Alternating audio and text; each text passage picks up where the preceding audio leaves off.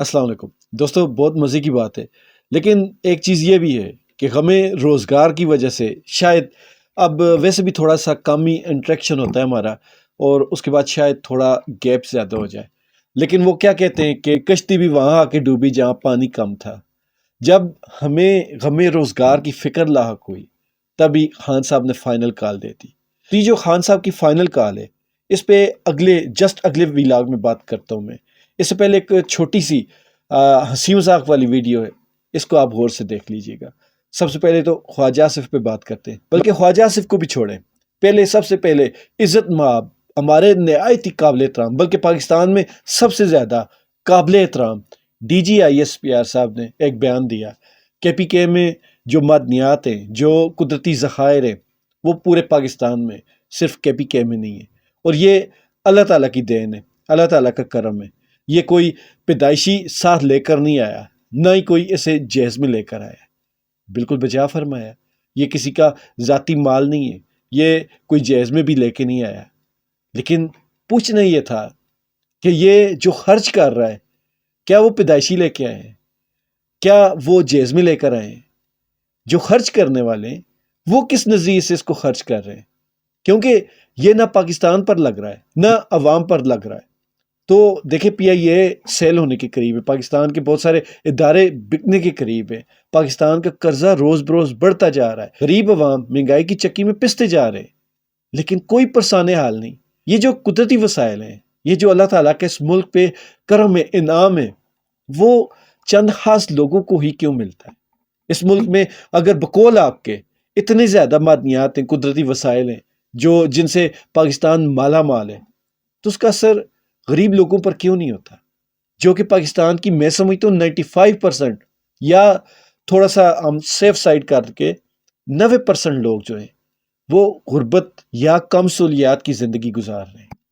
لیکن جو باقی کے 10% ہے وہ تو فل موج مستی میں، مطلب کہ دنیا میں جو بڑے سے بڑے ترقی یافتہ ممالک ہیں، امریکہ، یورپ، اس سے بھی زیادہ عیاشی کی زندگی گزار رہے ہیں وہ 10%۔ یہ اتنا بیچ میں گیپ کیوں ہے؟ زمین آسمان کا فرق کیوں ہے؟ اگر یہ ملک واقعی معدنیات سے مالا مال ہوتا، یہ ملک واقعی خدا کی دی ہوئی معدنیات سے مالا مال ہوتا، کسی کی جہیز یا کسی کے پیدائشی جو تحفہ ہے وہ نہ ہوتا، تو اس پہ سب لوگ برابر کے حصے دار ہوتے، برابر کے فائدے اٹھا رہے ہوتے۔ لیکن فائدہ کون اٹھاتا ہے؟ میں کسی ادارے یا کسی شخصیت کو بلیم نہیں کر رہا، یہ میں ان لوگوں کو بلیم کر رہا ہوں جو 10% ہیں۔ 10% جو لوگ ہیں وہ اس کے فائدے اٹھاتے ہیں۔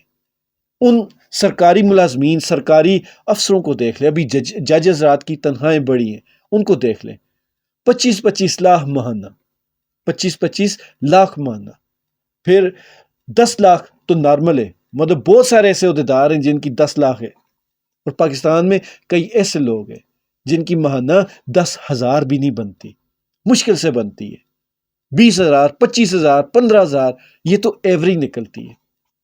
تو جس ملک میں 10-15,000، 25,000 روپے کمانے والے، منتھلی کمانے والے لوگ ہوں، اور اس ملک میں 10 سے 20 لاکھ، 35 لاکھ، اور کھلاڑیوں کو دیکھیں 60-60، 65-65 لاکھ روپے وہ مہینہ تنخواہ لیتے، تو یہ جو آپ کی تھیوری ہے نا کہ یہ خدائی انعام ہے اور پاکستان میں یہ اللہ تعالیٰ کی جو قدرتی معدنیات وسائل ہیں، یہ اللہ تعالیٰ کی طرف سے دی گئے، ہم بھی مانتے ہیں یہ کوئی جہیز میں نہیں لے کے آیا، یہ اللہ تعالیٰ کی دین ہے، لیکن خرچ کرنے والے کون ہیں اور کس سوچ کے ساتھ اس کو خرچ کرتے ہیں؟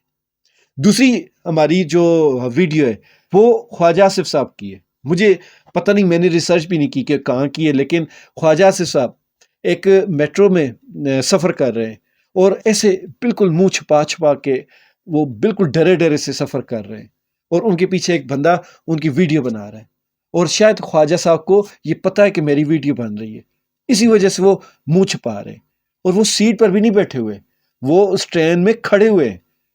خود سوچیں، جن میں پاکستان میں پورے روڈ بلاک کر دیے جاتے ہیں، ناکے لگ جاتے ہیں، وہ جب دوسرے ممالک میں جاتے ہیں، ان کی ٹوٹل کل ویلیو یہی ہوتی ہے کہ یہ ٹرینوں میں، میٹرو گاڑیوں میں یہ کھڑے ہو کر سفر کرتے ہیں، اور جب وہاں کوئی پاکستانی ان کی ویڈیو بنائے تو یہ منہ چھپاتے ہیں، اس بندے نے اور بھی بہت کچھ کہا، ان کو دھمکیاں تک دی، لیکن سوچئے یہ آپ کا اقتدار کا سورج غروب ہونے کے قریب ہے، یہ جب ہو جائے گا تو کیا صورتحال ہوگی؟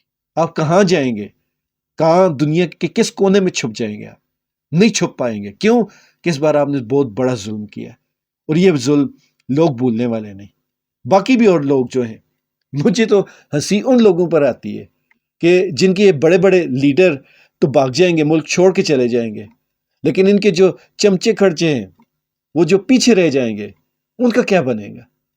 جو میں نے تو یہاں تک سنا ہے کہ کچھ لوگ آج کل انگلش سیکھنے کی کوشش کر رہے ہیں، وہ آئلٹس ہوتا ہے نا، وہ سیکھنے کی کوشش کر رہے ہیں، تو بہرحال وہ بھی ایک چانس پہ ہے، تو اکثریت ان کی یہیں رہ جائے گی، ان کا کیا بنے گا؟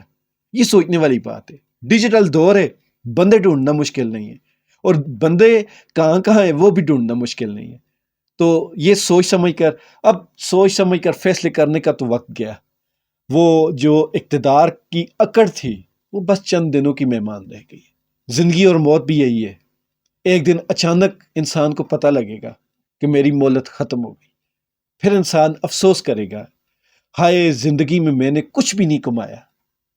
بالکل ایگزیکٹلی یہی سب کچھ ہوگا۔ خوش رہیں، ایمان والی زندگی پائیں۔ اللہ تعالیٰ ہم سب کا حامی ناصر۔